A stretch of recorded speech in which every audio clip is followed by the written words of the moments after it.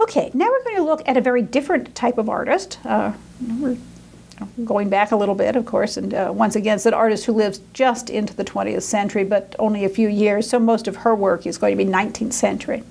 Her name is Lilly Martin Spencer. Lilly Martin is her maiden name. Spencer is her married name. And she is an American genre painter. And I really want to put the emphasis on she's an American genre painter. And we'll hear a little more about that. What she paints and what she's very well known for are scenes of everyday life.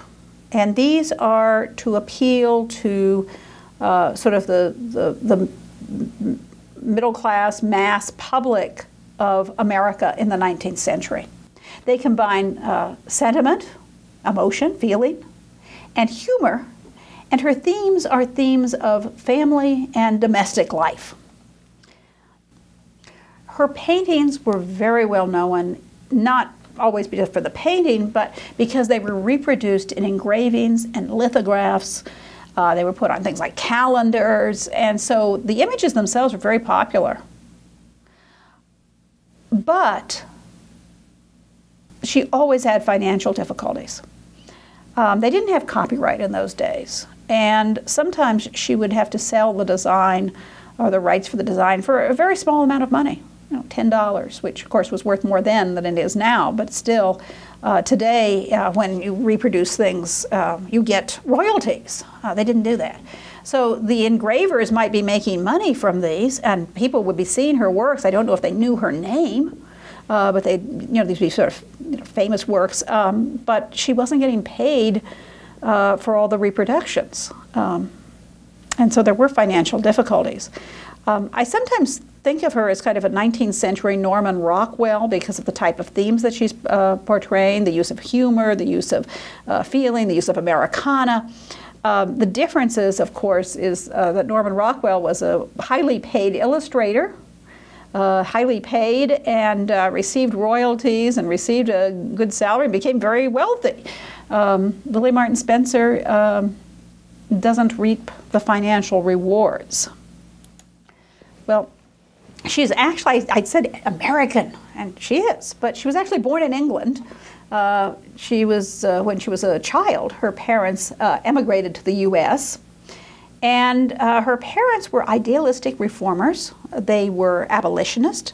They were supporters of equality for women, and they were supporters of the temperance movement. So once again, we often do see, and you'll be seeing this into the 20th century, that some of the women who are able to become artists have a family background that supports the idea that, a woman can create. The family moves out west to Marietta, Ohio, which is the general area of Cincinnati. Cincinnati is the big city that's nearby and becomes very important to her art. So she moves to Marietta, Ohio, and her family encourages her. Instead of saying, don't draw on the wall, they say, go ahead and draw on the wall. At age 17, she drew charcoal murals on the walls of her home. And they actually charged admission for people to go in like it was a gallery, and I guess this was a big thing in rural Ohio. Her father, said, yes, we want you to have art lessons. So he took her to the nearest big city, which was Cincinnati, where she could study art and had lessons with a local artist who was an animal painter, James Henry Beard.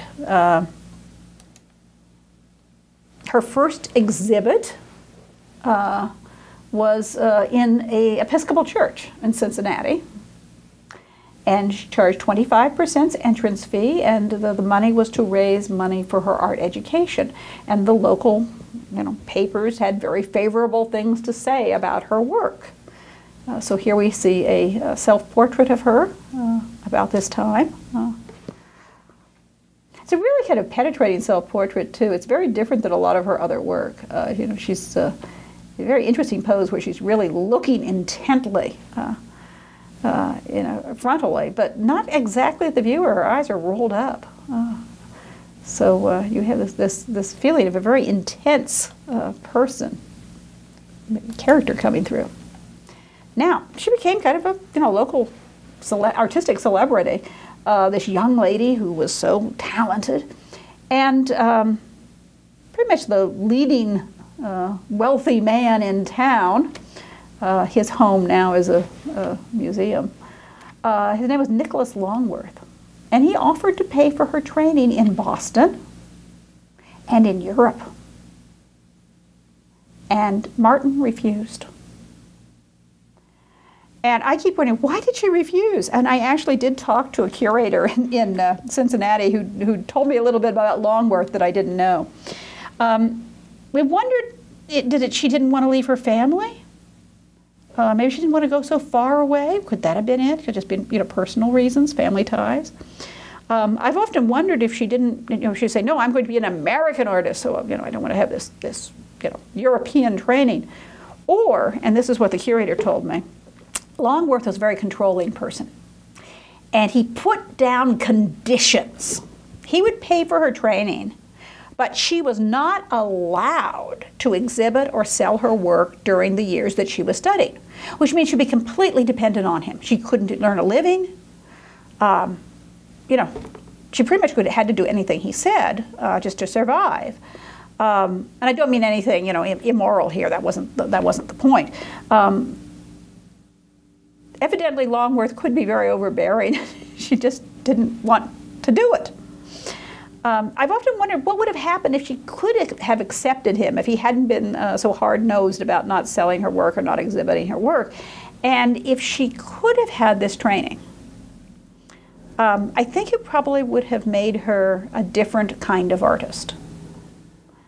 And would that have been better or worse? One thing, you'll notice that a lot of her figures, we haven't seen them yet, but you'll see that they have fairly large heads. One of the first things that would have happened with European training would have got the proportions to be more ideal, more correct. So that may have improved the work. On the other hand, they wouldn't have been interested in the Americana subjects at all. And she would have been, she would have had to have painted totally different things. So maybe she would have been a very unhappy artist too, painting what other people were telling her to do, rather than following what she felt she should do as an artist. In 1844, she married Benjamin Rush Spencer. They were married for the rest of their lives, and that was 46 years. They had 13 children, of whom 7 lived to adulthood. So you can see one reason that they were financial difficulties. Lilly Martin Spencer becomes the breadwinner for the family. And it's totally unusual. He becomes a house husband. He supports her career rather than her giving up her career to support his, which we do see very often with women artists, that when they get married, either their production goes down, or the husband says, no, you shouldn't be working for a living, you shouldn't be creating this art, and they do social or domestic things instead. So this is very, very unusual, especially for the 19th century. I just think Benjamin Rush Spencer must have been a really remarkable guy. For one thing, he must have had, I'm going to say, the kind of ego that wasn't threatened by his wife earning the living. So they evidently had a rather wonderful marriage, although fraught with certain financial difficulties. He helped with the household duties. He helped with the manual things about painting, the framing her paintings, stretching the canvases, and undoubtedly, helping with the business end, which gave her more time to paint. And a lot of her paintings, there is a catalog, which incidentally, I purchased it for a considerable amount of money, just so I'd have some Lilly Martin Spencer background. And then I found out that the ETSU library actually does own this. I think it's in the archives. But the catalog of her show, that's the 20th century show, is called The Joy of Sentiment.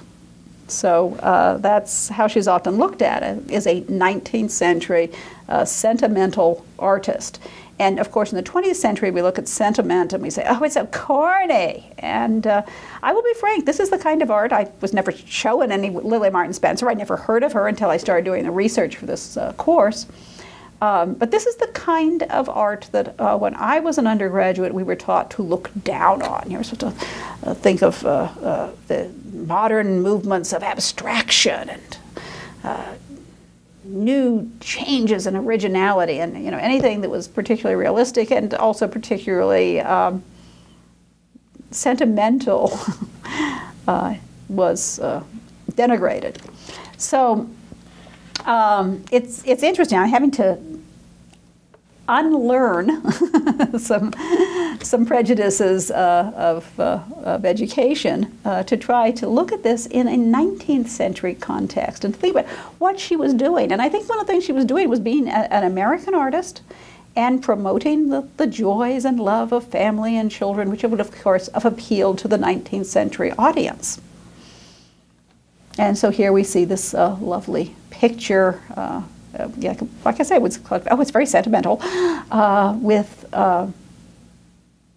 the father and the mother looking down at their two small children who are peacefully sleeping. They're not making a lot of noise at this point. So it's all domestic bliss and domestic happiness.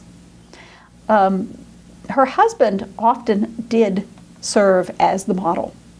So this may be a picture of him. The wife here seems to be a bit idealized. Some of their servants, when they could afford servants, also were the models. And she created some works of art that were really, we might not recognize the originality of them, but they really were at the time. This is called Peeling Onions. And as you can see, you have the cook chopping up the onions, and her eyes are watering, and she's rubbing her eyes. Something that is domestic, that we can understand, that we can relate to, and it has a touch of humor. Incidentally, it's when you get over the subject and you realize, this is beautifully painted. The three-dimensional quality of the figure, the shape of the arms. I've seen 19th century pictures and where the arms just sort of look amorphous. She really has a sense of them. And of course the still life. She did occasionally paint still life. So here she's created a genre picture with a very realistic woman, a little bit of humor, and a still life. You've got all sorts of things there. You're looking up close to it. Seeing the tears in her eyes. You can see this is finely painted, actually. I haven't seen this painting. I've seen some other works of hers, but I'm looking here from the reproduction. Here's another one, about the same time, but maybe a year earlier. The Jolly Washerwoman. Washing was, of course, a very, very heavy occupation, and most women who could afford to, even if they weren't wealthy, just ordinary middle-class women might hire somebody to do this heavy washing. So this is the washerwoman, and instead of showing, oh, how sad it is that this woman has to do this heavy manual labor, it's showing her as smiling at you and what can I say, the I don't know, dignity of work, but someone who they're doing manual labor, but yeah, they've got a presence to them.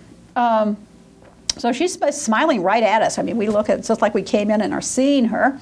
Very realistic detail, once again. Wonderful three-dimensional quality to the human form, to the still life that's laid out. And a kind of complex still life, as you can see, it's on different levels.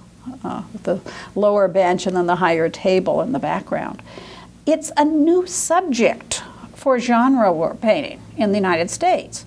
Instead of showing men about their activities, it's showing women's life, things within the domestic sphere. I mean, you could just see somebody say, oh, why would you want to do a picture of a washerwoman? I mean, that's not very lofty, that's not very important.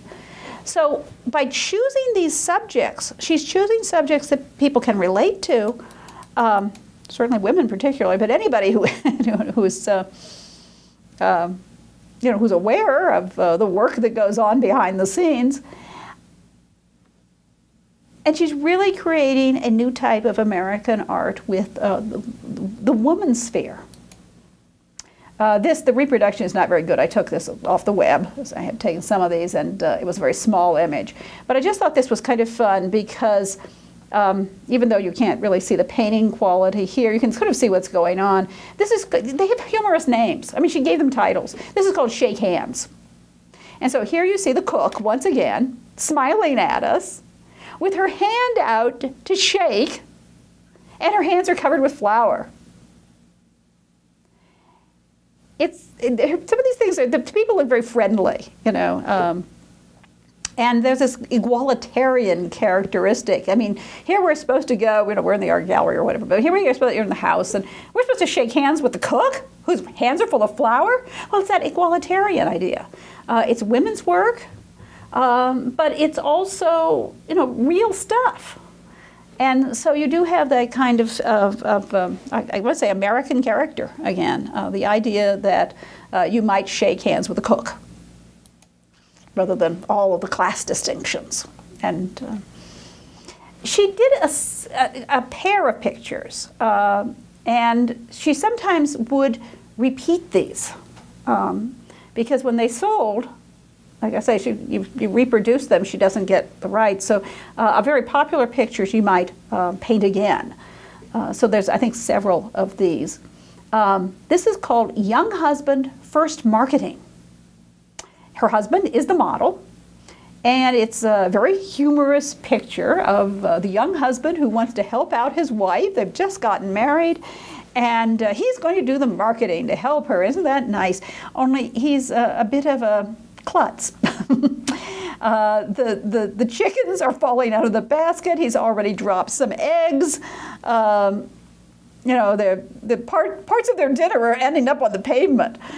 And it's also a rainy, blowy day, so it's slick pavement. So she's showing weather. She's showing people who are sort of bracing themselves against the wind and the rain that's coming down. She's got this little guy smiling and sort of laughing at the poor husband who's just trying to do a good job and kind of messing up. Does this sound like a situation comedy? I mean, that is kind of what it is. It serves the same niche, essentially. But even though the husband is the center of the humor, he's not the only one. I'll show you in a minute. This is the version that's at the Metropolitan Museum of Art. So she does repeat them. Sometimes there's a little bit differences in the background or the... So we have a pair of pictures, and unfortunately there was an exhibition of this at the Hunter Museum of Art in Chattanooga, which has one of the copies of the young husband, which I was able to photograph. Unfortunately, I just did not get over. I was just too busy. And so I didn't get to see the companion piece, which once again, it's a small picture taken from the web, so it may not be as good detail. But the companion piece of this, he's not just making fun of the husband, he's also got the young wife for stew. So here's the young wife. She's never cooked before, evidently. Maybe she had servants to help her. And she's trying to cook, and she's messing up too. And so you have these sort of humorous facial expressions. Is that a friend or a servant or whatever? Just obviously this is not working out. So it's good humored. You're sort of like, we've all been there kind of thing. But you get over those troubles. And you can have some domestic bliss again. Here come the children. Incidentally, from the other picture that I've seen of Lilly Martin Spencer, this may be a portrait or a idealized portrait. It may look something like her, the woman here, and the husband once again looks like her husband Ben. You can see he's getting older. From the first marketing up here in 1854 to 4 years later. Of course, his face, he's he's giving you a dramatic rendition of the fairy tale Jack and the Beanstalk.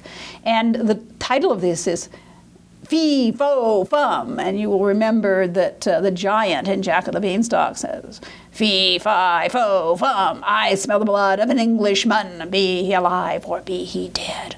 I'll grind his bones to make my bread. So Dad is telling the story, and the young girls are, one of them is very rapt, the other one looks a little worried, and so you have this love of the family, the kind of subject that somebody say, oh, that's not very important. But obviously it is for Lily Martin Spencer and her audience. Family, is important. And she's showing, an ideal family, and you never see her showing them quarreling or anything like that. Domestic happiness, and here, the just conversations piece. In both cases, the father and the mother have a young baby, and they're just very, very happy with this. And you see they look on happily, or father is trying to play with the baby as mother holds it.